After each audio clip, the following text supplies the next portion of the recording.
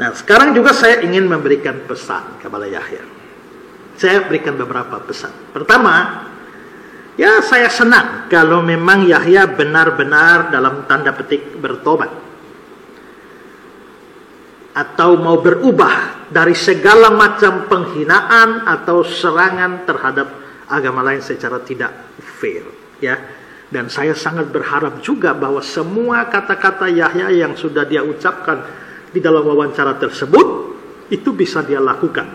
Keinginan dia untuk bisa berdakwah dengan cara yang lebih beretika, ya, menghormati kepercayaan yang lain dengan kesadaran yang tulus, saya harap itu sungguh-sungguh bisa dilakukan.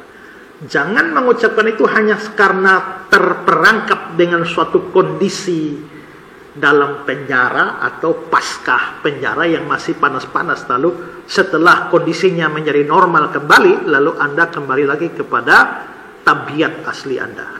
Ya, harapan saya adalah bahwa ya walaupun Yahya belum atau tidak percaya kepada Yesus, tapi minimal dia mengubah cara dia di dalam berdakwah atau berkhotbah atau apa saja yang dia lakukan di dalam agamanya dia. Itu pertama.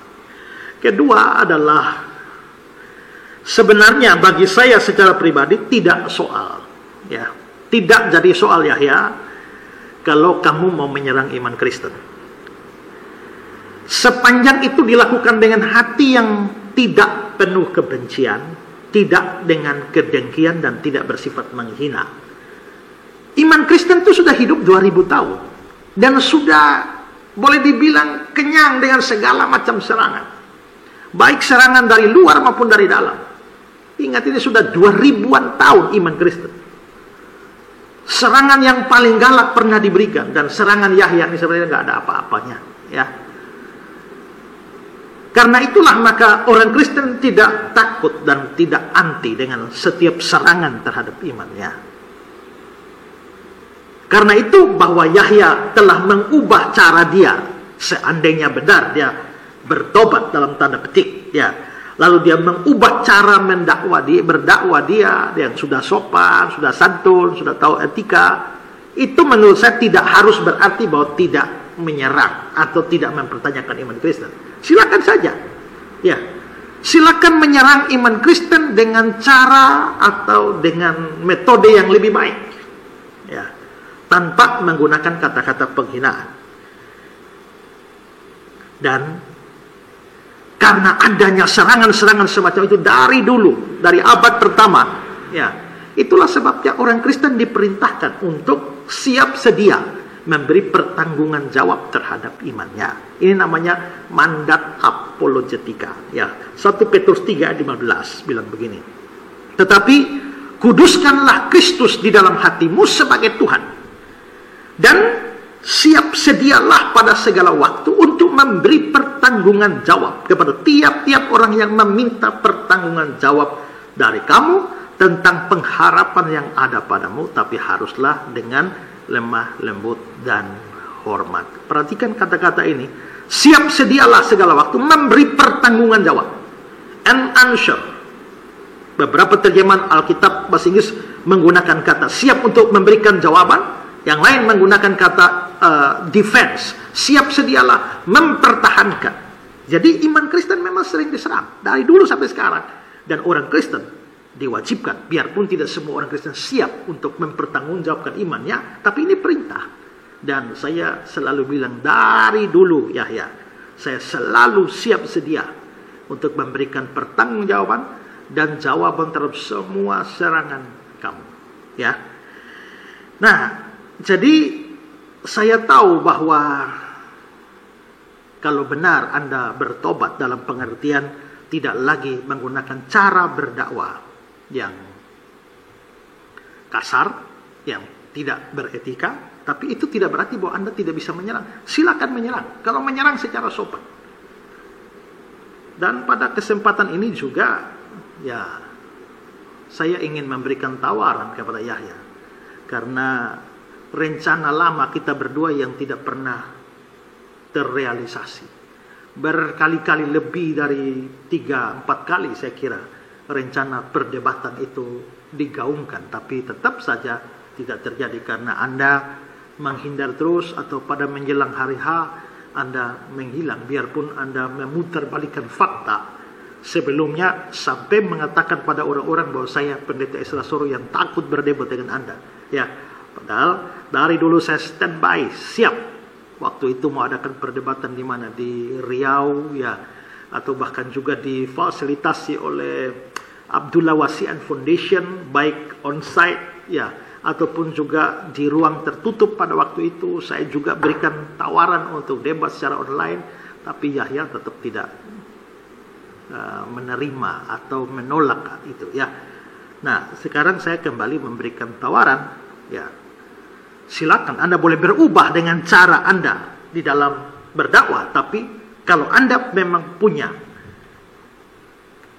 keinginan untuk mempertanyakan iman Kristen, karena saya tahu bahwa Anda mungkin bertobat dari cara, dalam tanda petik, bertobat dari cara Anda menyerang, ya.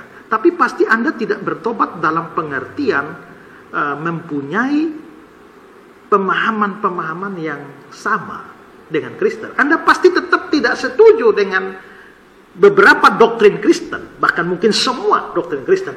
Anda pasti, menurut saya, walaupun Anda mau mengubah cara Anda berdakwah, tapi Anda tetap menganggap bahwa Alkitab Kristen sudah dipalsukan.